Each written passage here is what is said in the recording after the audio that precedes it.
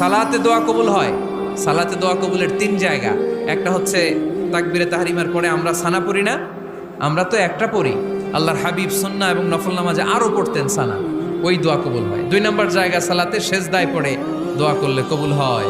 আকরাবু মা ইয়াকুনুল আবদু মির রাব্বিহি ওয়া হুয়া সাজিদ ফাকসিরু ফীহি দুআ। বান্দা যখন সেজদায় লুটিয়ে পড়ে বান্দা আল্লাহর সবচেয়ে কাছে চলে যায়। তা কিন্তু বিশ্বনবী বলে সেজদাটা তোমার রবের কুদরতি পায়ের উপরে পড়েছে। সেজদায় পড়ে দোয়া করেন। সালাম ফিরানোর আগে বিশ্বনবী দোয়া করতেন, লা ইউসাল্লিমান্না আহাদুকুম হাত্তা ইয়াতাআওয়াযা মিন আরবা'a। আল্লাহর হাবিব বললেন, চার জিনিস থেকে পানাহ না আছে আমার কোন উম্মত যেন সালাম না ফিরায়। তারা যেন পড়ে, আল্লাহুম্মা ইন্নী আউযু বিকা মিন আযাবিল কবর, আউযু বিকা মিন আযাবি জাহান্নাম, আউযু বিকা মিন ফিতনাতিল মাহইয়া ওয়াল মামাত, আউযু বিকা মিন ফিতনাতিল মাসিহিদ দাজ্জাল। আল্লাহ কবরের আযাব থেকে বাঁচাও, আল্লাহ জাহান্নামের আগুন থেকে বাঁচাও, আল্লাহ জীবন মরণ